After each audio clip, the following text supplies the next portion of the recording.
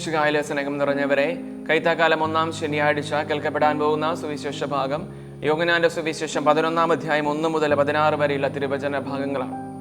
ഒരുപക്ഷെ ഈശോ ഈ ലോകത്തിലായിരുന്ന സമയത്ത് ഏറ്റവും കൂടുതൽ സ്നേഹിച്ചിരുന്ന ഒരു കുടുംബത്തെ പറ്റിയാണ്. അത് ലാസറിന്റെ കുടുംബമാണ്.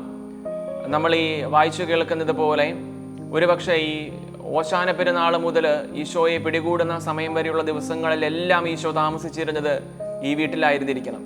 അത്രമാത്രം ഈശോ ഏറെ പ്രതീക്ഷയോടെ കാത്തിരുന്ന, എപ്പോഴും കടന്നു ചെല്ലാൻ ഈശോ ആഗ്രഹിച്ചിരുന്ന ഒരു കുടുംബം അത് ഈ ലാസറിന്റെ ഭവനമാണ്. അങ്ങനെയുള്ള ഒരു കുടുംബത്തിലെ ലാസർ രോഗബാധിതനായി ഇരിക്കുകയാണ്. നമ്മൾ സുവിശേഷത്തിൽ കൃത്യമായിട്ട് കാണുന്നു, താൻ ഒരുപാട് സ്നേഹിച്ചിരുന്ന ലാസർ രോഗബാധിതനായിരുന്നു. എങ്കിലും ഈശോ 3 ദിവസം കൂടി താൻ താമസിച്ചിരുന്ന പട്ടണത്തിൽ താമസിക്കുകയാണ്. അതിനകത്ത് ചെറിയ ഒരു കോൺട്രഡിക്ഷൻ നമുക്ക് അനുഭവപ്പെട്ടേക്കാം.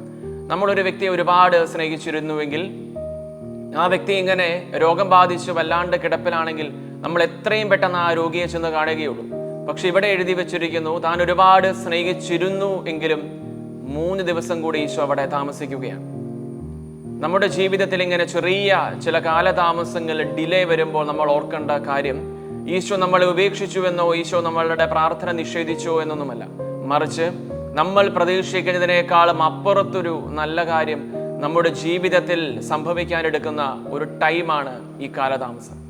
മിശിഹ നമ്മെ സമൃദ്ധമായി അനുഗ്രഹിക്കട്ടെ.